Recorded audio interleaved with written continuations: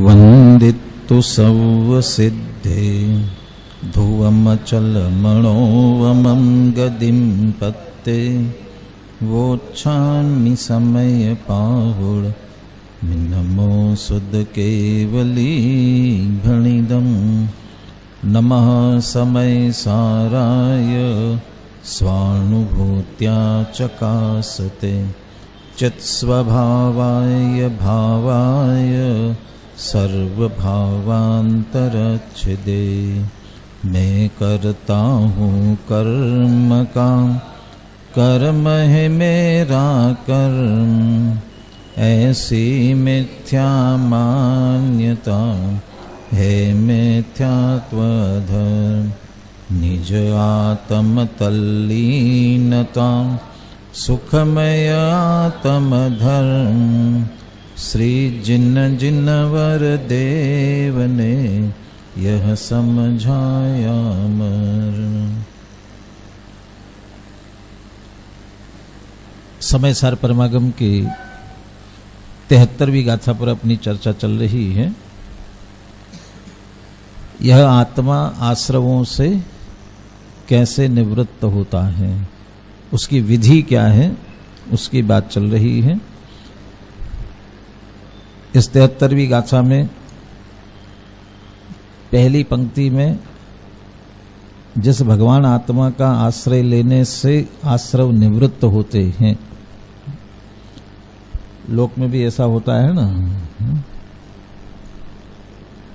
जिससे जो डरता हो, भले उसका नाम लेने मात्र से भी काम हो जाता हो, तो उसको उसका स्मरण करते, उसका नाम लेते हैं। ऐसे आश्रव यदि किसी से डरते हों तो वो एक भगवान आत्मा ही है। वो भगवान आत्मा, दो तरह के भगवान होते हैं ना, कौन कौन से? एक मंदिर में विराजमान भगवान और एक देह देवल में विराजमान भगवान। मंदिर में विराजमान भगवान है ना, उनसे भी घबराते नहीं आश्रव, उनको देख करके और अच्छे अच्छे आश्रव आते हैं। तो शुभ भाव की उत्पत्ति होती है ना उसमें, इसलिए वो उससे भी नहीं। अब भगवान आत्मा से समझ लीजिए डरते हैं, कहने की बात। तो एक दोहा आता है जिसमें लिखा कि जब हो आत्मदृष्टि कर्म थर थर कांपते भावों की एकाग्रता लख छोड़ खुद ही भागते। माने जब हो आत्मदृष्टि कर्म थर थर कांपते, तो जिस आत्मा की दृष्टि होनी चाहिए जिससे वे कर्म जाएंगे, तो उस आत्मा की बात पहली पंक्ति में की गई। भावों की एकाग्रता लख छोड़ खुद ही भागते, तो भावों की एकाग्रता से जाएंगे, तो वो भावों की एकाग्रता की बात अब दूसरी पंक्ति में, गाथा में तो हो गई चर्चा अपनी, उस दूसरी पंक्ति की व्याख्या आप टीका में करते हैं। उससे पहले पहली पंक्ति आप जहां जिसमें आत्मा की बात की गई है, उसका अंतिम अंश सिर्फ अहम एको शुद्धो निम्ममो नान दंसन समग्गो, इनकी व्याख्या हो गई।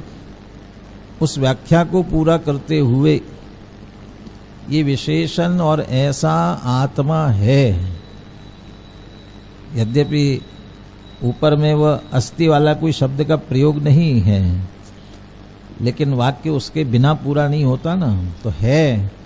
अब वो है पने की बात कह रहे हैं, ऐसा आत्मा है। जब तक सामान्य सिद्धि नहीं होती तब तक विशेष सिद्धि नहीं होती है। प्रवचन सार में द्रव्यों की चर्चा की, ज्ञेयों की चर्चा की, तो ज्ञेय तत्व प्रज्ञापन में पहले सामान्य द्रव्य अधिकार लिखा और फिर विशेष लिखा। तो पहले सामान्य और फिर विशेष, और आपके सर्वज्ञ सिद्धि में भी सामान्य सर्वज्ञ सिद्धि फिर विशेष। कि पहले सर्वज्ञ होता है नक्की तो करो, कौन है कैसा है वो तो बात की बात है। ऐसा ही आत्मा है ये तो पहले नक्की करो। यदि है तो फिर वह एक है, शुद्ध है, निर्मम है, ज्ञान दर्शन पूर्ण है, इसकी बात होगी। इसलिए वो है। तो अंतिम अंश अपने को पढ़ना है इसमें से। गगनादिवत पारमार्थिको वस्तु विशेषो अस्मि, अहम आकाश आदि की भांति पारमार्थिक वस्तु विशेष हूं। पारमार्थिक शब्द वो कल्पना के निषेध के लिए दिया, काल्पनिक नहीं है। ऐसे ही कोई मान लिया, ऐसा नहीं है। लोक में जैसे बच्चों को डराने के लिए कह देते हैं सो जा सो जा, वो गब्बर सिंह आएगा वाली बात तो अलग है, लेकिन वो हवा आएगा और कौन कौन आएगा, बब्बा आएगा, क्या क्या सब जगह अलग अलग शब्दों का प्रयोग करते हैं। दूध नहीं पी रहा हो, जो भी उसे जिससे घबराते हैं, हर एक की अपनी अपनी अलग अलग कहानी होती है, माने कहने की, परिवार की, व्यक्ति की, सबकी। अब वो जिसकी कल्पना की गई है ना, जिससे घबराते हैं, वो कभी बच्चा खड़ा लाओ उसको, आज तो बताओ हम देखते हैं। अब आप लाने की करेगा ना, लाओ दिखाओ मुझे, क्या दिखाओगे? क्योंकि वो है ही नहीं ना, वो तो सिर्फ उसकी कल्पना में खड़ा किया, आपकी कल्पना से उसकी कल्पना में खड़ा किया गया है, काल्पनिक है। लेकिन उसके बाद भी अनेकों बार बच्चे घबराते हैं। काय से घबरा रहे हैं? वो तो है नहीं, और सचमुच घबराने लग जाए तो फिर उल्टा उन्हें समझाना पड़ेगा, ऐसा है नहीं कुछ भी, ये तो सिर्फ कल्पना की बात है। ऐसा ही आत्मा, ऐसा नहीं आत्मा सिर्फ कल्पना लोक की चर्चा में कहा गया हो, ऐसा नहीं है, पारमार्थिक है, पारमार्थिक है। वो परमार्थ शब्द का प्रयोग निश्चय के लिए भी किया जाता है, पारमार्थिक और व्यावहारिक, औपचारिक। तो ये सिर्फ मिला जुला कहने के लिए कह दिया, ऐसा संयोग से कह दिया हो, वो ऐसा भी नहीं है। चार्वाक जीव मानते तो है, जीव को नहीं मानते ऐसा नहीं है, जीव तो मानते हैं, लेकिन कैसा जीव, कौन जीव? वो पंचभूत के संयोग से बन करके बनता है बस।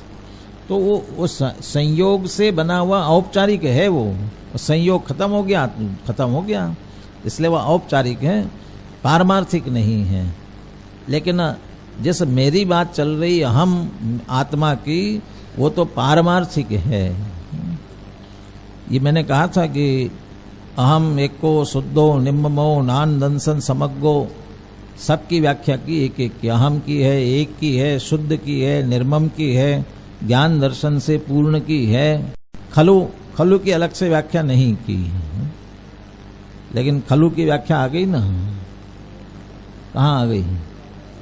खलु माने वास्तविक, बोले खलु वास्तव में, तो ये करे खलु, तो एक शुद्ध निर्मम ज्ञान दर्शन पूर्ण जो कह रहे हैं, ऐसा है, वास्तव में है, ऐसा नहीं है। इसलिए पारमार्थिक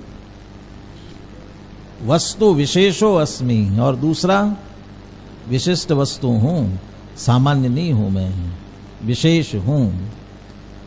कौन? ये अहम।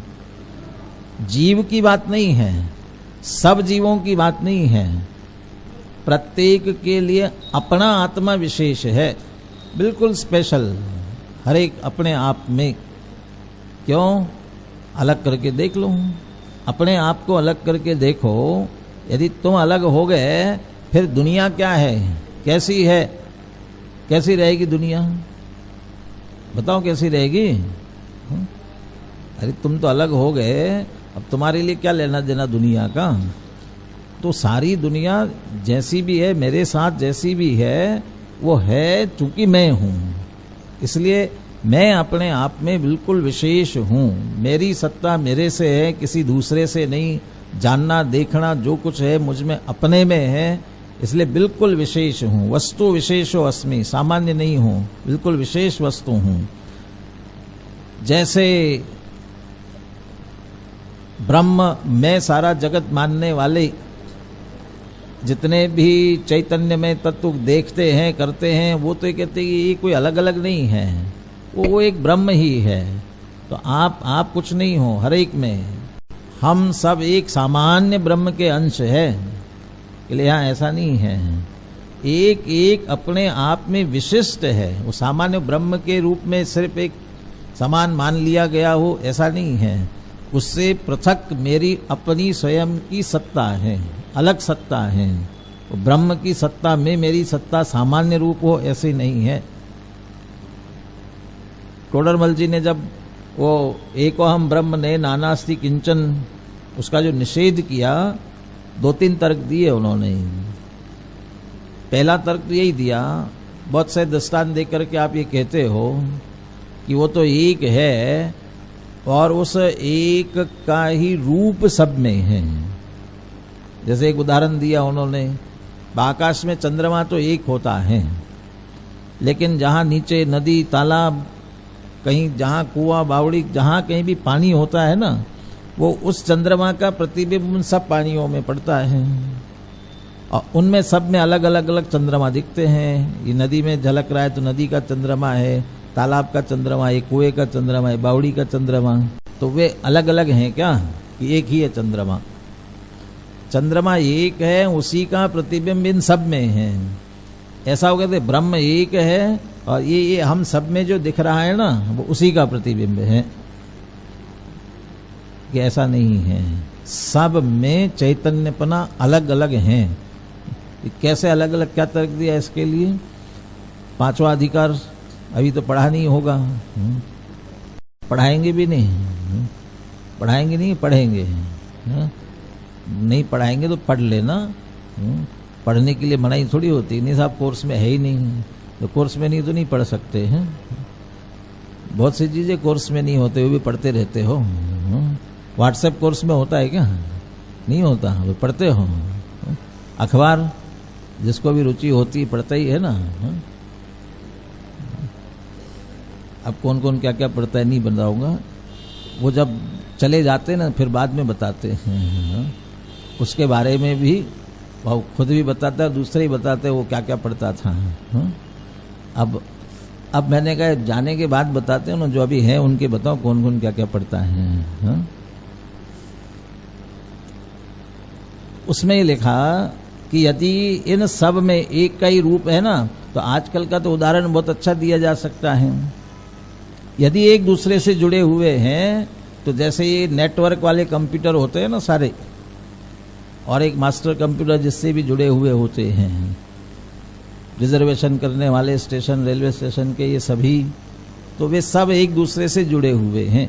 तो एक में जो कुछ भी आप रिजर्वेशन किसी एक जगह का पक्का हो जाएगा, वो सारे कंप्यूटरों में एक साथ हो जाएगा ना, आ जाएगा ना। कैसे आएगा, क्यों आएगा? क्योंकि सारे एक ही हैं और एक दूसरे से इंटरकनेक्टेड हैं। वे बहुत से आपके कहना चाहिए मास्टर से जुड़े हुए, लेकिन हम उस मास्टर से जुड़े हुए नहीं हैं। एक एक जितने जितने चैतन्य हैं वे सारे एक एक मास्टर से जुड़े हुए नहीं हैं, वे उस मास्टर से। उसके लिए तर्क दिया उन्होंने, उनकी भाषा जो है टोडरमल जी की है, मेरी जानी को ये नहीं जानता है और उसकी जानी को मैं नहीं जानता। क्या मतलब है? आप जो जान रहे हो वो मैं नहीं जानता हूँ, और मैं जो जान रहा हूँ आप नहीं जान सकते हो। अभी तो जान तो रहे हैं ना, आप भी सब 73वीं गाथा पढ़ रहे हो और मैं भी 73वीं गाथा पढ़ा रहा हूँ। और इसमें जो क्या लिखा, अहम एक को लिखा है, मैं पढ़ रहा हूँ, आप भी अहम एक को पढ़ रहे हो। हर एक अपना अपना स्वतंत्र अलग अलग जान रहा है। और अभी हम अहम एक को पढ़ते पढ़ते वो हम पता नहीं हर एक का कहाँ जा रहा होगा, क्या सोच रहे होंगे। अच्छा चलो ठीक है, वो एक जानने के संदर्भ में, और संवेदन संचेतन दुख के संदर्भ में, सुख दुख का जितना वेदन हो रहा है वो हर एक का अपना अपना अलग अलग हो रहा है।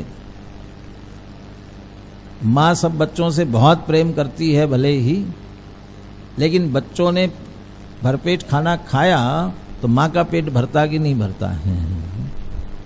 भर जाता है। माँ के हाथ, अरे आप बच्चों ने खा लिया मैंने भी खा लिया, लेकिन सचमुच भरता है क्या? ये तो एक मानसिक संतुष्टि की बात है, नहीं होता। तो ये हरेक के चैतन्यपना, संवेदन, संचेतन, इसका मतलब अस्तित्व अलग अलग है हरेक का, स्वतंत्र पृथक द्रव्य है अपने आप में, यूनिट स्व चतुष्टयात्मक वस्तु अपने आप में है। इसलिए वस्तु विशेषो अस्मि,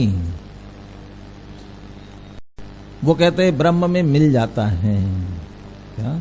ये तो ब्रह्म की साधना करो, ब्रह्म की उपासना करो, उसका फल क्या मिलेगा कि ब्रह्म में मिल जाएगा।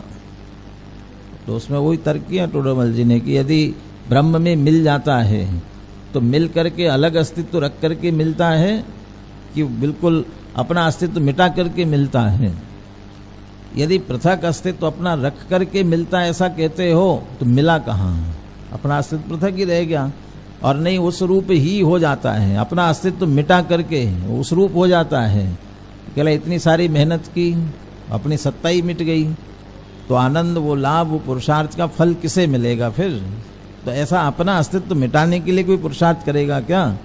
ऐसा बिल्कुल नहीं है। एक एक जैन दर्शन के अनुसार जीवों की संख्या कितनी है? कितने जीव कितने होते हैं? अनंतानंत जीव। वो अनंतानंत जीव तभी हो सकते हैं जब एक एक अलग अलग हैं, एक एक अलग अलग, तब तो गिनती होगी। एक ये जीव द्रव्य, एक ये जीव द्रव्य, एक ये जीव द्रव्य। वो वैसे अनंतानंत अलग अलग है, उनमें मैं अपना आत्म तत्व उससे बिल्कुल अलग, स्वतंत्र, सामान्य नहीं हूँ। सब में मिल जाए ऐसा सामान्य नहीं हूँ। और दूसरा, एक सामान्य कॉमन सी बात कहते हैं ना, कॉमन सी बात है, सामान्य है, ये ऐसा नहीं है। इतना विशेष हूँ कि मैं उसका आश्रय करूं तो स्वयं परमात्मा बन सकता हूं। इतना विशेष है अपना आत्मा। हर एक का आत्मा अपने आप में ऐसा विशिष्ट है, और मेरे लिए दूसरा आत्मा ऐसा विशिष्ट नहीं है। किसी दूसरे आत्मा की कितनी भी मैं सेवा करूं, चाकरी करूं, चाहे जो कुछ भी करूं, साधना करूं, उपासना करूं, भगवान नहीं बन सकता हूं। ये स्पेशलिटी सिर्फ मुझ में है। मुझे परमात्म पद देने की शक्ति मेरे पास है, स्वयं के पास है, दूसरे के पास नहीं है। इसलिए कुछ स्पेशलिटी मेरी अपनी यहाँ है। इसलिए वस्तु विशेषो अस्मि। गगनादिवत, आकाश की भांति। योगसार का दोहा याद है किसी को? वहाँ आकाश का उदाहरण दिया, अमूर्ति कहा, माने अनंत आकाश है, अमूर्तिक है। माने आत्मा की और आकाश की बहुत सारी विशेषता और समानता की बात की गई। तत्काल दूसरे दोहे में कहा समान तो है, आकाश की भांति आत्मा तो है, लेकिन अंतर है। क्या अंतर है? कि वह अचेतन है और आत्मा चेतन है। बाकी असीमित, अकृत्रिम और जितनी सारी विशेषता आकाश की कह सकते हैं ना, अमूर्तिक, वो सारी विशेषताएं हो सकती है, लेकिन चैतन्यपना आकाश के पास नहीं है। ये बात भी कह सकते हो, आकाश की भांति पारमार्थिक वस्तु हूं, लेकिन अचेतन नहीं हूं, चैतन्य हूं, और चैतन्यपना है मुझ में, इसलिए मैं विशेष हूं, उनसे अलग विशेष हूं। दूसरा गगनादिवत का कहा था मैंने, आकाश की बात इसलिए कहते हैं, इस सारे दर्शन वाले आकाश को स्वीकार करते हैं।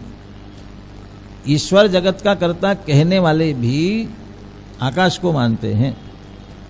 वो जो जितने वो ईश्वर की बात करते हैं ना, जो ये कहते हैं कि विश्व तो बाहु, विश्व तो पांत, विश्व तो मुखो, ऐसा जो है वह कैसा कि आकाश की तरह, जैसा आकाश सर्वत्र है ऐसा ऐसा वह भी सर्वत्र है। वो ईश्वर वो भी सर्वत्र है, माने वो आकाश है और वैसा है वो उनका ईश्वर, आकाश की तरह।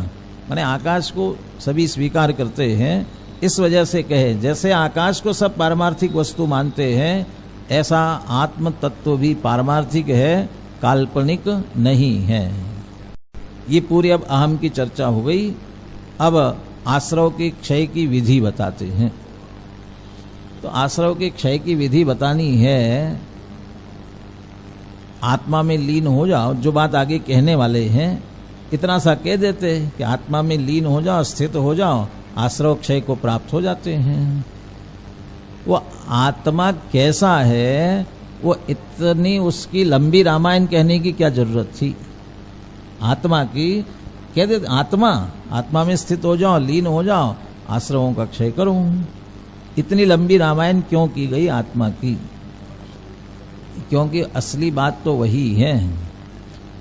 ये आत्मा ऐसा है, उसकी इतनी विशेषताएं हैं, तब वो ये कार्य करने में समर्थ है। और इसकी महिमा आए तब तो उसमें स्थित और लीन हो सकते हैं। इसलिए उसकी महिमा आवे, इसलिए इसकी इतनी चर्चा की गई। दूसरी पंक्ति की अब व्याख्या संस्कृत में देख लीजिए।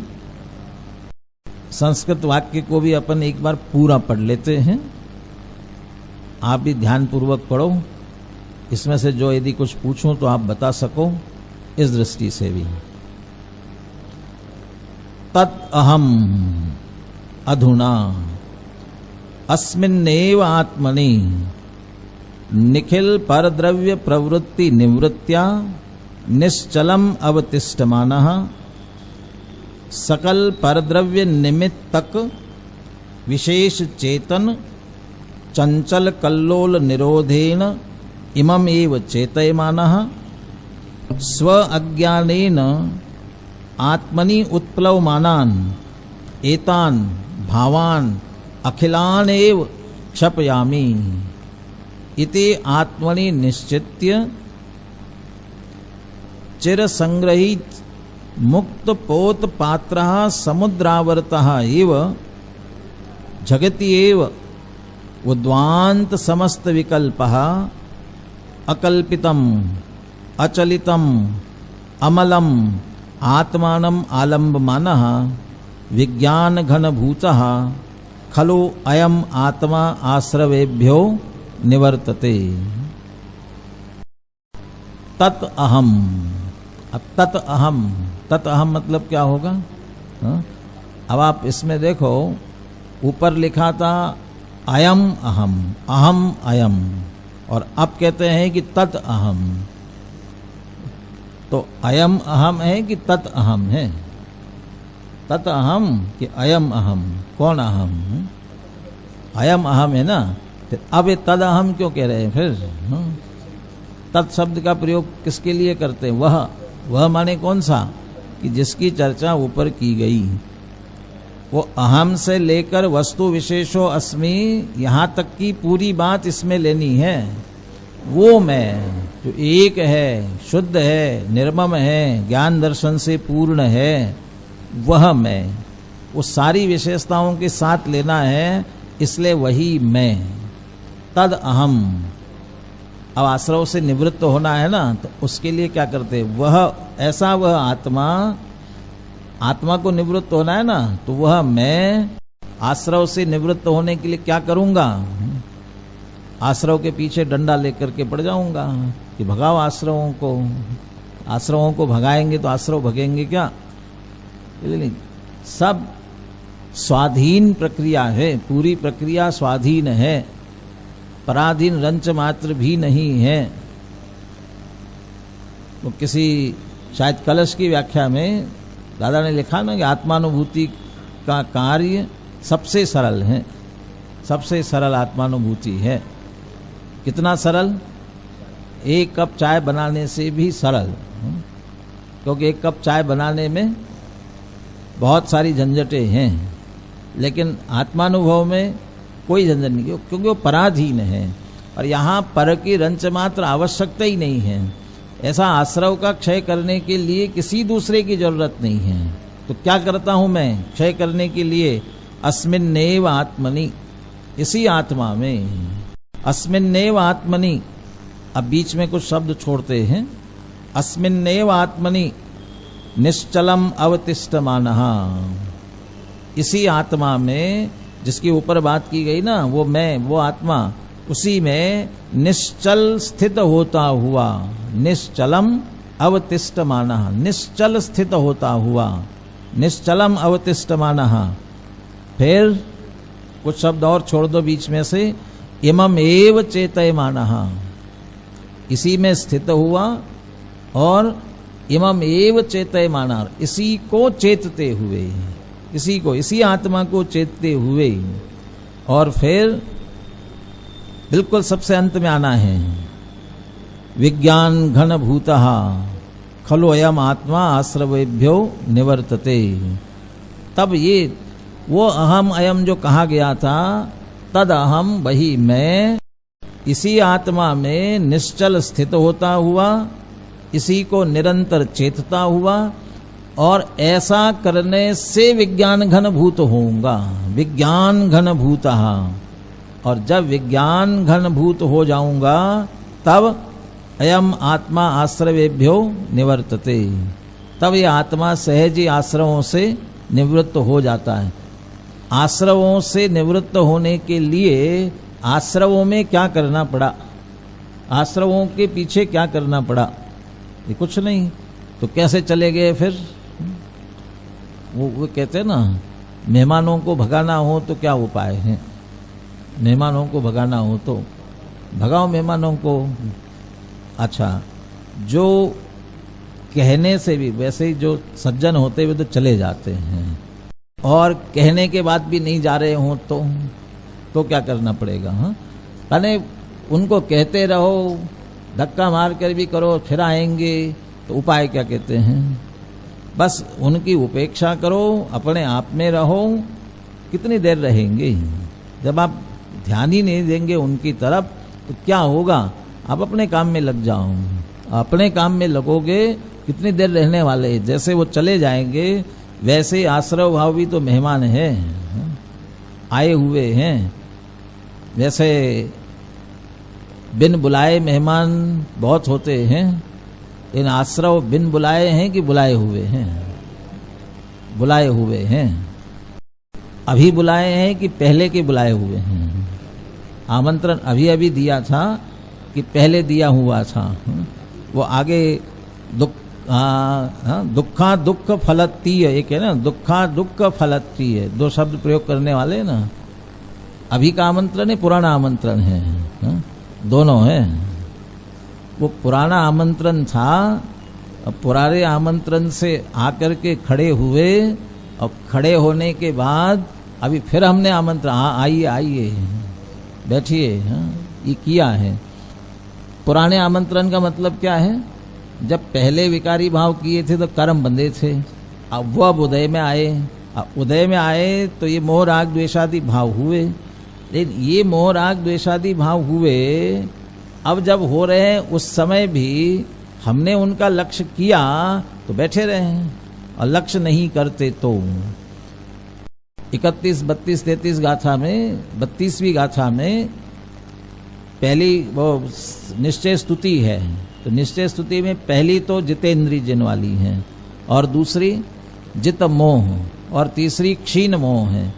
वह जित मोह में मोह पर विजय पाई। तो कैसे मोह पर विजय पाई? मोह पर विजय पाने का क्या उपाय है?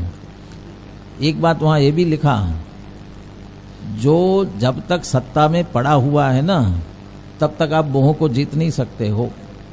सत्ता में पड़ा हुआ हो तब तक मोह को नहीं जीत सकते हो। वो जब उदय में आए तभी जीत सकते हो। तो सत्ता में पड़ा वो तो आप कुछ नहीं कर पाओगे। अब जब उदय में आया, अब उदय में आने पर फल देने के सामर्थ्य सहित उसको भावक हो गया, वो भाव कराने के लिए बिल्कुल सामने खड़ा हो गया। जब वह उदय में आकर के आपको विकारी भाव करने के लिए भावक बन गया है, उस समय जब वो भावक बन गया तो आत्मा को भाव्य बनना पड़ेगा कि नहीं बनना पड़ेगा? वो भावक बना तो आत्मा के लिए भाव्य बनना पड़ेगा कि नहीं पड़ेगा? कोई शत्रु बन रहा है, कोई मेरा शत्रु बन रहा है, तो वो मेरा शत्रु, तो मैं क्या होऊंगा उसका? वो मेरा शत्रु है तो मैं क्या बनूंगा उसका? दोनों शत्रुता ही तो रहेगी। वो मित्र बनेगा तो मैं भी उसका मित्र, लेकिन वो शत्रु बन रहा है मेरा, तो मुझे उसका शत्रु बनना जरूरी है? जरूरी नहीं है। कमठ शत्रुता दिखा रहा है तो पार्श्वनाथ को भी शत्रु बनना पड़ेगा। वो भावक हो रहा है, वैसे तो भावक अभी नहीं हुआ है, उदय में ही आया है, लेकिन उसी अनुसार आत्मा परिणमित होवे तो भाव्य कहलाएगा। वो भावक और उस रूप परिणमित होने वाला आत्मा भाव्य। वो भावक कब होगा? जब उस रूप से आत्मा परिणमेगा और आत्मा भाव्य होगा तो भावक होगा। तो वहां लिखा नान सहावाधियम, ज्ञान स्वभाव का आश्रय लेकर, ज्ञान स्वभाव की बहुत महिमा की, मानो सर्व विश्व के ऊपर तिरता हुआ भगवान ज्ञान स्वभाव, भगवान शब्द का प्रयोग किया है, भगवान ज्ञान स्वभाव, और उसका आश्रय करके वो भगवान ज्ञान स्वभाव, वो आत्मा, उसका आश्रय लेकर के बलपूर्वक उस मोह के उदय से अपने को पृथक किया। हठात बलपूर्वक, हठपूर्वक उससे पृथक किया और ज्ञान स्वभाव में स्थित हुआ। माने उससे लक्ष्य हटा करके अपने ज्ञान स्वभाव में आ गया, उसका लक्ष्य छोड़ दिया, अपने ज्ञान स्वभाव में आ गया। तो अब वो भावक नहीं बना, भावक नहीं बना वो मोह, इसीलिए जित मोह। और फिर क्षीण मोह में वही किया, वो जब पृथक करके अपने स्वभाव में स्थित हुआ था ना, वह उसी में लगे रहे। अब वो कितनी देर रहेगा? वो सत्ता में से ही चला गया, उखड़ के चला गया सत्ता में से ही। ऐसे ही यहाँ कह रहे कि आश्रव में कुछ नहीं करना है, अपनी आत्मा में निश्चल स्थित होता हुआ, उसी को चेतता हुआ, और विज्ञान घन भूता, अपना स्वभाव था और उस स्वभाव में ही स्थिर हो गया। मेरे ख्याल से अगली गाथा में वो जैसे जैसे विज्ञान घन होता जाता है, वैसे वैसे आश्रव से निवृत्त होता है, और जैसे जैसे आश्रव से निवृत्त होता है वैसे वैसे विज्ञान घन होता है। वहाँ पंडित जयचंद जी छाबड़ा के भावार्थ में शायद ये प्रश्न खड़ा किया है, समझ में नहीं आया। आप अभी एक की व्याख्या करते हुए कहा था वो आत्मा एक है, क्यों है एक? हम एक को क्या दिया प्रियांश, क्यों एक कहा था? एक का हेतु क्या दिया था? और हाँ, अनादि अनंत, अनादि अनंत नित्योदित विज्ञान घन स्वभाव भावत्व के कारण एक हूँ। विज्ञान घन स्वभाव भावत्व के कारण एक हूँ, तो विज्ञान घन स्वभाव कह रहे ना, विज्ञान घन स्वभाव है, और यहाँ कह रहे कि विज्ञान घन भूतः। तो विज्ञान घन स्वभावी है या विज्ञान घन हो गया? अगले वाले ये प्रश्न किया, आप कहते विज्ञान घन स्वभावी, और अब कह रहे कि विज्ञान घन होता जाता है। जो जो विज्ञान घन होता है तो आश्रव से निवृत्त होता है। तो विज्ञान घन भूता, विज्ञान घन हो गया है कि हो गया? वो कहते स्वभाव, स्वभाव की अपेक्षा से तो विज्ञान घन ही है, और पर्याय में भी वैसे ही विज्ञान घन हो जाता है। तो स्वभाव में विज्ञान घन होना और पर्याय में विज्ञान घन होना, इसका अर्थ क्या? पर्याय में विज्ञान घन होने का अर्थ ये है, आत्मा का ज्ञान स्वरूप, उसे ज्ञान स्वरूप ही जानकर मानकर उसी में जम जाना, घन हो जाना, स्थिर हो जाना। उसी में स्थिर हो गए, और उसी में स्थिर होने से बस ये आश्रव से निवृत्त हो जाता है। बहुत आकुल व्याकुल हो रहे हों, बहुत चंचलता चित्त में आ रही है, पता नहीं टेंशन और कुछ भी, क्या करते हो? झगड़ा हो गया, बहुत बढ़ गया, बहुत आकुलता हो रही है, उद्विग्न हो रहे हो, तो क्या करते हो? सब ये कहते हैं लीव मी अलोन। क्या कहते हैं? बस लीव मी अलोन, अकेला छोड़ दो। फिर क्या करते हो अकेला छोड़ करके? माने अब सबसे उपयोग हटा ना, अपने में आ गए बस, और कोई दूसरा आएगा वो समझाता है तो उल्टा और आग में घी डालने जैसा काम हो जाता है। कहीं ना कहीं से कोई ना कोई, कुछ नहीं, सब हटो। क्या किया कि अपने आप में आए, अपने आप में आए तो सब दूर हो जाता है। यहाँ तो सीधे आत्मा की बात कर रहे हैं, आत्म स्वरूप में ही निश्चल स्थित हुए और उसी को चेतते हुए। तम मिठिदो तच्चित्तो। बहुत आसान है ना, स्थित होना चाहिए ना हमको भी। क्रोधादि विकारी भाव बहुत परेशान करते हैं, मोह राग द्वेष सभी। तो स्थित हो जाओ अपने में। क्यों स्थित नहीं हो पा रहे हैं, कैसे स्थित होंगे? उस स्थित होने का उपाय भी बता दिया। देखिए, तद अहम अधुना अस्मिन्नेव आत्मनि, वह मैं अब। कब करना चाहिए काम? निवृत्ति का कार्य, अपनी आत्मा में स्थिर लीन होने का काम कब करना चाहिए? काल करे सो आज कर, आज करे सो अब, पल में परले होएगी बहुरी करेगा कब। और इसके उल्टा क्या बोलते हैं? आज करे सो काल, काल करे सो परसों। जल्दी जल्दी क्या है? अभी तो है बहुत बरसों, जीना है ना बरसों अभी। हाँ, जीना तो बरसों है, ठीक है। और ये बरसों भी निकल जाएंगे, फिर क्या होगा? फिर क्या होगा उसका? हाँ, इसलिए कहते अधूना। एक क्षण का भी भरोसा नहीं है, इसलिए अधूना। अभी, अच्छा अभी करेंगे तो फल कब मिलेगा? अभी करेंगे तो फल कब मिलेगा? ये तत्काल, वो बात आगे करेंगे। दोनों का एक समय है, वो आगे बात करेंगे। अधुना अस्मिन्नेव आत्मनि, मुझे मुझ में उत्पन्न होने वाले मोह राग द्वेष दूर करने हैं, तो क्या करना चाहिए? आत्मा में स्थित हो जाओ। कौन सी आत्मा में? शुद्ध आत्मा में। तो ढूंढो सबसे शुद्ध आत्मा कौन सी है? सबसे शुद्ध आत्मा कौन सी है? ये सिद्ध भगवान की आत्मा है।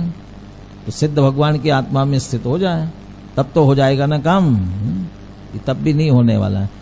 उनकी आत्मा में स्थित हो जाएंगे तो क्या मिलेगा, और इस आत्मा में स्थित हो जाएंगे तो क्या मिलेगा? इसलिए अस्मिन्नेव आत्मनि, उस आत्मा में स्थित होंगे तो वहां अशुभ वाले आश्रव भाव आ रहे थे, तो अब क्या आएंगे? शुभ वाले आश्रव भाव आएंगे। लेकिन आश्रव आएंगे, दूर नहीं होने वाले। थोड़े अच्छे क्वालिटी के आने लग जाएंगे, लेकिन आएंगे आश्रव भाव ही। और वो अच्छे क्वालिटी के होते हैं, और उससे क्या मिलता है कि दादा सुनाने की कोशिश कर रहे हैं ना। स्वर्ग बहुत अच्छा लगता है, लेकिन स्वर्ग की क्या दुर्दशा है। और हमें भी यदि सचमुच समझना देखना है ना, तो प्रवचन सार का सुखाधिकार पड़े। वो इंद्रिय जनित सुख और उसमें स्वर्ग सुख, उसकी क्या स्थिति है। शारीरिक शुभ भावाधिकार में, नरक में शारीरिक दुख है और स्वर्ग में मानसिक दुख है। कौन सी तकलीफ ज्यादा होती है? जैसे एक वो शेर के पैर में कांटा चुभा था और एक किसान ने निकाल दिया। किसान ने, लकड़हारे ने निकाला था, और वो लकड़हारे के घर पर कोई फंक्शन था तो वो बुला लिया था उसको, और वो पहुंच गया और लोग घबराने लगे। तो उसकी पत्नी ने क्या कहा था? अरे इससे क्या घबराते, ये तो गधा है, इससे मत घबराओ। तो वो किसान फिर से मिलने गया तो उसने क्या कहा उसे? तुम एक कुल्हाड़ी लो और मुझे एक घाव करो गहरा। और फिर बोला ये घाव तो भर जाएगा, लेकिन तुम्हारी पत्नी ने जो मुझे गधा कहा ये कभी भरने वाला नहीं है। माने उसे वो कुल्हाड़ी का घाव सह लेगा, लेकिन ये कहा हुआ माने मानसिक आघात है, उसे सहना कठिन है। शारीरिक कष्ट सह सकता है, मानसिक नहीं सह सकता। इसका मतलब ज्यादा कष्ट किसका है? शारीरिक का कि मानसिक का? और वहां स्वर्ग में मानसिक कष्ट है, इसका मतलब आकुलता और दुख ज्यादा है। तो बाहर से सब अच्छा लगता है, बढ़िया, लेकिन वो तो उस आत्मा में यदि स्थित होंगे तो आश्रव जाने वाले नहीं है। इसलिए कह रहे कि अस्मिन्नेव आत्मनि, यदि आश्रव को दूर करना है अपनी अपनी आत्मा में ही लीन होना पड़ेगा। उस आत्मा में लीन होने से काम नहीं चलेगा। आचार्य शांति सागर महाराज नाम सुना होगा ना। कहते मुनि परंपरा लुप्त हो रही थी और अभी वो इस काल में उनने सुरक्षित रखा मुनि परंपरा को।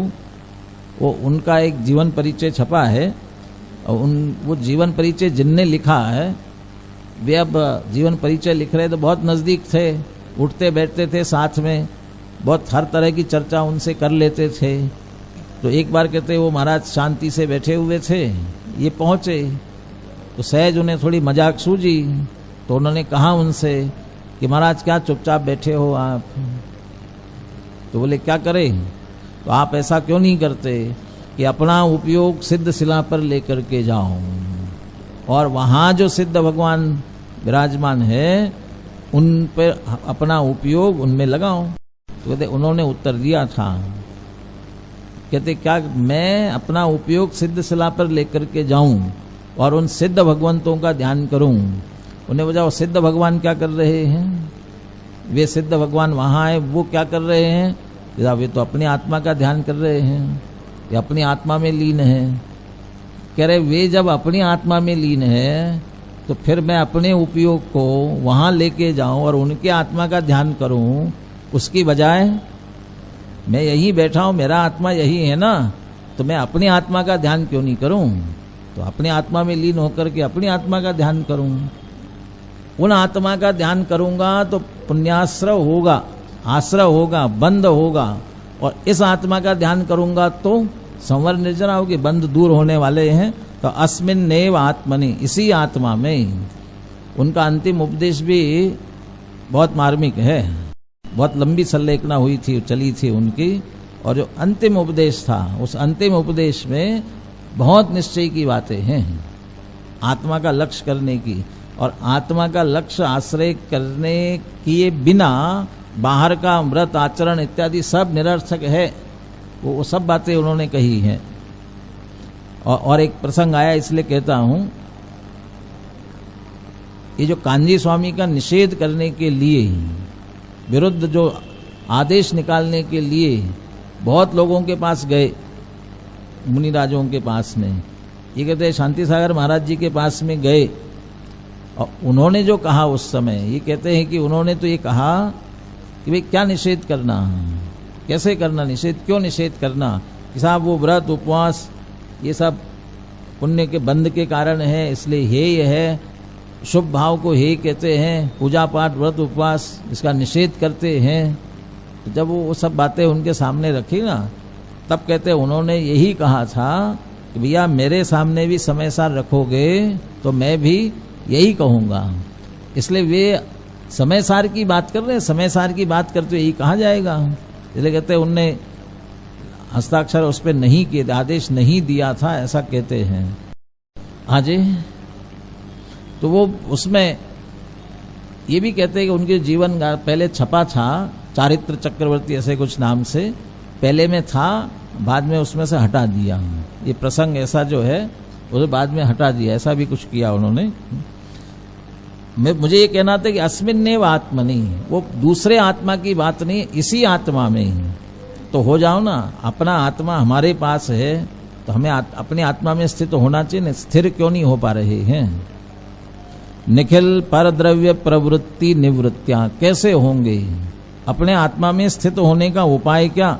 निखिल परद्रव्य प्रवृत्ति निवृत्तियां, समस्त परद्रव्यों की प्रवृत्ति से निवृत्त होकर के, निवृत्ति के द्वारा, समस्त परद्रव्यों की प्रवृत्ति से निवृत्ति के द्वारा। इसका अर्थ है हम अपने आप में स्थित इसलिए नहीं हो पा रहे हैं क्योंकि परद्रव्य की प्रवृत्ति हमारी निरंतर चल रही है, और जब तक परद्रव्यों की प्रवृत्ति चल रही है तब तक परद्रव्यों में स्थित होंगे। स्व में कैसे आएंगे? कब होंगे? कि वह परद्रव्य की ओर जाने वाली प्रवृत्ति की निवृत्ति होगी तब, और यदि वह निवृत्ति नहीं होगी तो फिर अपने में निश्चल अवस्थित होने वाले नहीं हैं। नेमीचंद जी पाटनी हमारे इस ट्रस्ट के जो महामंत्री रहे, वो एक उदाहरण दिया करते थे। वो घुड़साल है ना, घुड़साल की सफाई करनी थी तो घोड़े को बाहर निकाला, और वो बहुत ज़्यादा उछलता था, इसलिए उसको बांध के रखना पड़ता था। तो उसके चारों पैर बांधे, वो गले में एक डाल करके बांधा। कितनी जगह बांध दिया? 5 जगह बांधा। और ज़्यादा उद्यम करता होगा तो हो सकता है पूंछ भी बांध दी होगी, तो 6 जगह, क्योंकि हमको 6 जगह बांधना है इसके लिए, 6 जगह बांध दिया। घुड़साल की सफाई हो गई। अब घोड़े को अंदर भेजना है और कह रहे चल घोड़े अंदर, नहीं जा रहा है। उसको चाबुक मारा कि अंदर जा, तो घोड़ा अंदर जाएगा, अंदर ही नहीं जा रहा है। किसी भी समझदार तो छोड़ो, किसी मूर्ख को भी दिखाओगे कि भई ये घोड़ा अंदर नहीं जा रहा है, मैं बहुत चाबुक मार रहा हूं फिर भी अंदर नहीं जा रहा है, तो क्या कहेगा? अभी अब 6 जगह उसको बांध के रखा है तुमने, वो अंदर जाएगा कैसे? क्या करो? 6 जगह से छोड़ो, और बाहर गर्मी है, सर्दी है, माने तकलीफ है बाहर बहुत, उसका चारा अंदर पड़ा हुआ है, यहां से छोड़ोगे तो कहां चला जाएगा? अंदर चला जाएगा। लेकिन कब? वो छोड़ना पड़ेगा तब, और छोड़े नहीं और फिर मारते रहो तो कैसे जाएगा? ऐसे ही 5 इंद्रियां और 6 मन के द्वारा परद्रव्य में निरंतर प्रवृत्ति हो रही है। 5 इंद्रिया और मन से जब परद्रव्य में निरंतर प्रवृत्ति हो रही है, उधर उपयोग भाग रहा है परद्रव्यों में, और करो आत्म ध्यान हो, इसी में निश्चल स्थित हो जाओ, उपयोग इधर आएगा कैसे? अब वहां उत्तम संयम धर्म वाला निबंध फिर से पढ़ करके वहां पूरा याद कर लेना, उपयोग बाहर जा रहा है उसे कैसे समेटना। वो इसलिए परद्रव्य प्रवृत्ति निवृत्ति, उसकी निवृत्ति के द्वारा, और वहां से निवृत्त होगा कि निश्चलम अवतिष्ठ माना, कि नहीं साहब उनसे तो हमने 5 इंद्री मन से तो निकाल लिया, अब फिर भी भागे तो, फिर भी जाए बाहर तो, भैया हमारा उपयोग है, आत्मा का है, और इन सब से पर से हटाया तो अपने में आने वाला है, फिर बाहर नहीं जाने वाला है। और 4 जगह बांधा होगा ना, वो घोड़े को 4 पैरों में बांधा होगा ना, तो समझ लेना एकत्व बुद्धि, ममत्व बुद्धि, कर्तृत्व बुद्धि और भोक्तृत्व बुद्धि। पर द्रव्यों में जब तक हम एकत्व ममत्व कर्तृत्व भोक्तृत्व बुद्धि से जुड़े रहेंगे, पर में ही प्रवृत्ति कर रहे होंगे, तो उसी में स्थित होंगे ना, अपने में कैसे स्थित होंगे? इसलिए उस सब की निवृत्ति का द्वारा एकत्व ममत्व, न पर मेरा है, न मैं हूं, न मेरा है, न मैं उसका करता हूं, न मैं उसका भोगता हूं। नास्ति सर्वोपि संबंधा पर द्रव्य आत्म तत्वयो। इसलिए आत्मा पर द्रव्य से पूरी तरह से प्रवृत्ति की निवृत्ति होने पर निश्चलम अवतिष्ठ माना, अपने में ही निश्चल स्थित होता हुआ। यहां तो आ गया अंदर में, पर से हट करके यहां तो आ गया, अब तो इसी में स्थित रहेगा ना। जो बच्चे जैसे बाहर बहुत धूप हो या दिक्कत हो, कहले भैया बाहर मत खेलो, घर में आ जाओ, बहुत ऊधम मचा रहे हो, और ऊधम मचाने वाले बच्चे को बाहर से अंदर घर में बुला लिया, तो अंदर घर में आने के बाद क्या करेगा? वो बिल्कुल चुपचाप एक कोने में बैठ जाएगा ना, नहीं बैठे क्या करेगा? घर में आकर के ऊधम मचाएगा। ऐसे परद्रव्य की प्रवृत्ति से निवृत्त किया, आत्मा में तो आया, लेकिन अभी यहां भी वो चंचल हो रहा था। अब यहां चंचलता चल रही थी। यहां क्या चंचलता थी? सकल परद्रव्य निमित्तक विशेष चेतन चंचल कल्लोल निरोधेन एवमेव चेतयमानः। उधर से पर से निवृत्त होकर के यहां तो आया, लेकिन अंदर में अभी विकल्प चल रहे थे।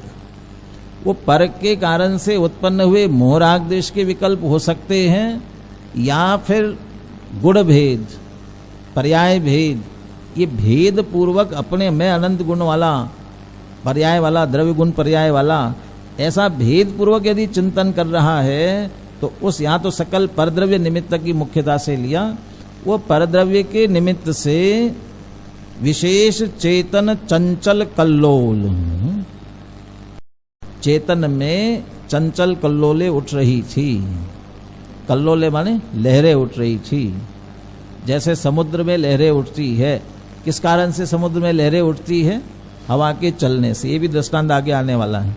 तो हवा के चलने से जैसे उठती है, ऐसे परद्रव्य निमित्तक, और वो जो चंचलता हो रही है, वो कहाँ हो रही है? कि विशेष चेतन। विशेष चेतन क्यों कह रहे हैं? सामान्य चेतन में नहीं, विशेष चेतन कि दर्शनोपयोग में नहीं होता है, वो ज्ञानोपयोग में, इसलिए विशेष चेतन। या वो चैतन्य के ज्ञान, दर्शन, चारित्र आदि, ये इन पर्यायों के कारण से वो पर्याय में हो रहा है, द्रव्य स्वभाव में नहीं। पर्याय विशेष, द्रव्य सामान्य। तो वो चैतन्य के आंगन में कहा ना, चंचल छायासी मायासी घटती क्षण में बढ़ती क्षण में, कहा चैतन्य सदन के आंगन में। आंगन माने वो पर्याय में, इसलिए वो विशेष। तो वो उस विशेष में ही, और वहां भी क्यों हो रही है कि सकल परद्रव्य निमित्तक, जिस पर का आश्रय किया था ना उसके कारण से यहां उत्पन्न होने वाले चंचल कल्लोल माने विकल्प, उन विकल्पों का भी निरोध करते हुए, उन विकल्पों का भी लक्ष्य नहीं करते हुए, एवं एव मुझे इसका लक्ष्य नहीं करना है, पर का लक्ष्य नहीं करना है। यहां आने पर पर के निमित्त से जो यहां भाव हो रहे हैं उन भावों का भी लक्ष्य नहीं करना है। पर द्रव्य, पर भाव और उनके निमित्त से होने वाले यहाँ के विकारी भाव, इनका भी लक्ष्य नहीं करना। किसका लक्ष्य करना? अस्मिन्नेव आत्मनि, अहम अयम, जो आत्मा तद अहम, इसी को चेतते हुए ही। अनुशीलन में आपने पढ़ लिया हो ध्यान से, स्थित होना और लीन होना कोई बहुत अंतर नहीं है, ज्यादा एक ही है। और फिर उसे शुद्धोपयोग रूप, आत्मानुभूति रूप सब एक ही बात है। स्थित होने और लीन होने में दो प्रक्रिया नहीं, एक ही प्रक्रिया है। अंतर क्या है? वो पर से उपयोग हट करके स्व की तरफ आया, तो जब वह आया और स्थित हुआ तो पहले समय में कह रहे हैं स्थित हुआ, तम मिठिदो, और फिर उसी में स्थित हुआ लगातार निरंतर, तो उसे कह रहे हैं तच्चित्तो। और यहां ले रहे हैं निश्चलम अवतिष्ठ माना और इममेव चेतय माना, उसी में आकर के स्थित हो गया। चंचलता नहीं, चला चलता नहीं, इसको जानना इसको जानना। उपयोग चंचल होता है ना, एक जगह टिकता नहीं है, आ गया टिक गया, टिका, निश्चलम अवतिष्ठ माना। और कहाँ टिका है? अस्मिन आत्मनि, उसी को चेतते रहो, यही मैं चैतन्य स्वरूप आत्मा, तो उसी को जानता हूं। तो पहले समय में स्थित होना और द्वितीयादि समय में उसी को निरंतर, उसी में लीनता होती है, तो वह कहलाता है लीन होना। तो स्थित और लीन, मेरे ख्याल से संवर निर्जरा वाली बात की थी पहले ही। ऊपर की पंक्ति में 9 तत्वों से भिन्न एक चैतन्य स्वरूप आत्मा की बात की है, और दूसरी पंक्ति में पुण्य पाप आश्रव बंध, इनसे माने इनका अभाव हो करके संवर निर्जरा और मोक्ष जो प्रकट हो रही उसकी बात कर रहे हैं। तो वहां तम मिठिदो, प्रथम समय में आके स्थित हुआ, और स्थित होते ही शुद्धता की उत्पत्ति हुई, माने वो संवर आकर के स्थित हुआ, वो संवर। और वहीं स्थित हुआ, लगातार स्थित हुआ, उससे क्या हुई? शुद्धता की वृद्धि हो गई। वो क्या हो गई? निर्जरा हो गई। और लगातार रहने से सारे चले गए तो फिर क्षय होगा, तो मुक्ति की प्राप्ति भी होगी। तो निश्चलम अवतिष्ठ माना, इमम एव चेतय माना, इसी को चेतते हुए। ये अस्थि की बात कर रहे हैं। और उसी समय नास्ति क्या हुई? स्व अज्ञानेन आत्मनि उत्प्लवमानान एतान भावान अखिलान एव क्षपयामि। इसी आत्मा में स्थित होकर के, लीन होकर के, वे जो सर्वभाव हो रहे थे ना, कैसे हो रहे थे? कहाँ? अच्छा, वे कहाँ हो रहे थे? वो भी कह रहे आत्मा में ही हो रहे थे। आत्मा में, कहीं बाहर नहीं हो रहे थे, होते थे आत्मा में ही। क्यों हो रहे थे और कैसे हो रहे थे? क्यों हो रहे थे? स्व अज्ञानेन, अज्ञान के कारण से। किसका अज्ञान? अज्ञान का परिणाम भी किसका? अपना। जीव का अपना स्वयं का अज्ञान परिणाम, अपने ही अज्ञान परिणाम के कारण से अपनी आत्मा में उत्प्लवमान। उत्प्लवमान माने अकेले उत्पन्न नहीं हो रहे थे, जैसे अभी बाढ़ आ रही ना, पानी उत्पाद मचाता हुआ, वैसे ये आश्रव भाव भी उत्पाद मचाता हुआ, आकुल व्याकुल करता हुआ, ऐसे उत्पन्न होने वाले एतान भावान अखिलान, सारे भावों को। क्यों अखिलान क्यों लगा रहे हैं? शुभाशुभ का भेद नहीं करना है, शुभाशुभ का भेद नहीं करना है। नियम सार में एक जगह अपनी आत्मा का द्रव्य गुण पर्याय रूप भेद रूप चिंतन करना, इसे भी पर ऐसा कहने, पर चिंतन में डाला है उसे भी। स्व का भी यदि भेद पूर्वक चिंतन कर रहे हैं तो पर का ही चिंतन है, वो वहां तक भी आत्मा का चिंतन नहीं, स्वद्रव्य का भी। तो कैसा होना चाहिए कि बिना भेद के, माने उस समय तक भी उत्कृष्ट शुभ भाव होगा, अपना चिंतनात्मक, लेकिन विकल्पात्मक है, तब तक वो भी आश्रव का परिणाम है। तो सारे आश्रव भावों को, पांच इंद्रिय, विषय, भोग, कषाय, ये जो होने वाले स्त्री पुत्र, इनकी ओर जाकर के प्रकट होने वाले हिंसा, झूठ, चोरी, कुशल के, ये तो सारे परिणाम, इनको तो क्षय को ले ही जाना है।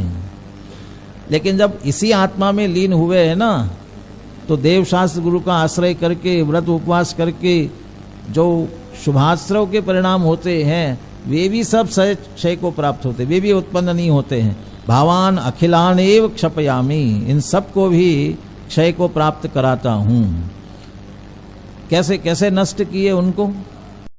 नष्ट करने के लिए वहां कुछ नहीं किया है, अपने में ही सब कुछ किया है। क्षपयामी इति आत्मनि निश्चित्य, बस इस तरह से मैं क्षय को प्राप्त कराता हूं, ऐसा निश्चय करके।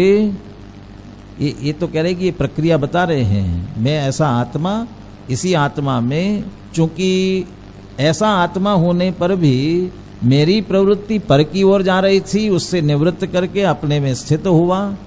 यहां अंदर आकर के देखा तो यहां भी विकल्प जाल चल रहे थे, उन विकल्प जालों को भी शांत करते हुए, क्या शब्द दिया है, कल्लोल निरोधेन, उनका भी निरोध करते हुए, उसी आत्मा का संचेतन करते हुए इन सब का क्षय कराता हूं। इस तरह से क्षय होगा, ऐसा निर्णय करके, अभी थोड़ा सा बीच का दृष्टांत छोड़ दीजिए, ऐसा निर्णय करके निश्चित्य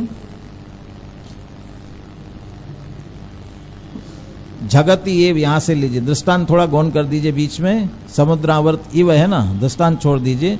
जगत एव उद्वांत समस्त विकल्प, जब ऐसी आत्मा में स्थित होंगे, चंचल कल्लोलों का निरोध करते हुए स्थित हो जाएंगे ना, तब सहज ही उद्वांत समस्त विकल्प, सारे विकल्प चले गए। अशुभ तो पहले चले गए, अरे आत्मा के संदर्भ में विकल्पात्मक चिंतन करने लग जाएंगे ना, तो अशुभ चले जाएंगे, और चिंतन करते करते स्थिर हो जाएंगे तो शुभ भी चले जाएंगे। उद्वांत समस्त विकल्प, सारे विकल्प चले गए। तो सब विकल्प गए, तो अब क्या कर रहे हैं, एक आत्मा का अवलंबन हो रहा है।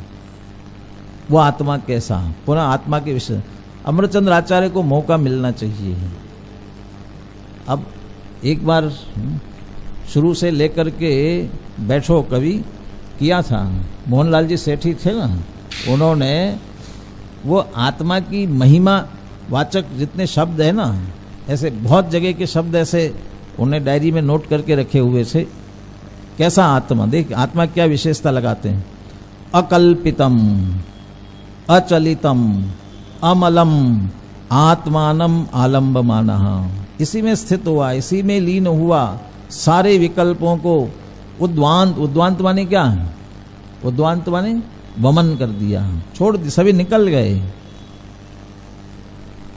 अपन थोड़ा सा गलत सलत खा लिया हो, अजीर्ण हो जाता है ना, अजीर्ण हो गया हो, क्या होता है, और वो अजीर्ण हो रहा है तो बहुत दिक्कत हो रही है, क्या उपाय, ऐसा लगता है कि ये सब बाहर निकल जाए तो आराम मिले, और ऐसे फिर उल्टी हो जाती है तो आराम मिलता है, अब शांत हो जाता है। कुत्ता समझदार होता है, भले ही कुत्ता होता है, वो कुत्ता घास खाता है, हमेशा नहीं, कभी कभी। कब घास खाता है देखना, उसका पेट बिगड़ जाए तो घास खाएगा, और वो घास खाता है, ये तो घास खाएगा ना तो उसे उल्टी हो जाती है। अब वो घास उल्टी में निकलती है, और वो जो भी पेट का विकार है निकल जाता है, और फिर शांत हो जाता है। तो तकलीफ हो रही तो समझ जाता है वो, तो हमें भी घास खाना पड़ेगी ना। ये कहते ये विकल्प जाल है ना, इस सारे विकल्प जालों का वमन करना पड़े, सारे विकल्प छोड़ दो।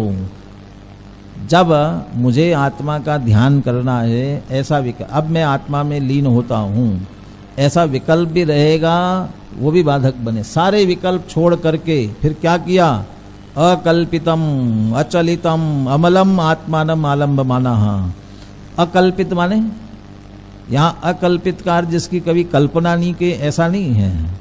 या अकल्पित कार्य जिसमें विकल्प नहीं है, सारे विकल्पों से पार, निर्विकल्प नहीं, विकल्प जिसमें होते ही नहीं, विकल्प जिसमें उठते ही नहीं है, नित्य एक रूप पारिणामिक भाव रूप स्थिर स्वभाव होने से जो अकल्पित है और इसीलिए अचलित है, चंचलता नहीं है, चला चलता नहीं, अचलितम अमलम, कैसा है? बिल्कुल निर्मल, अमल है, निर्मल नहीं अमल है। निर्मल अमल में क्या अंतर करेंगे? वो मल था और निकल गया, ऐसा नहीं कह रहे, जिसमें मल होता ही नहीं इसलिए अमल है। ऐसे आत्मा का आलंबन करता हुआ विज्ञान घन भूता, उसी में स्थित हुआ इसलिए विज्ञान घन हुआ, और विज्ञान घन होने के कारण से खलु अयम आत्मा आश्रवेभ्यो निवर्तते, वास्तव में आत्मा इस प्रकार से आश्रव से निवृत्त होता है।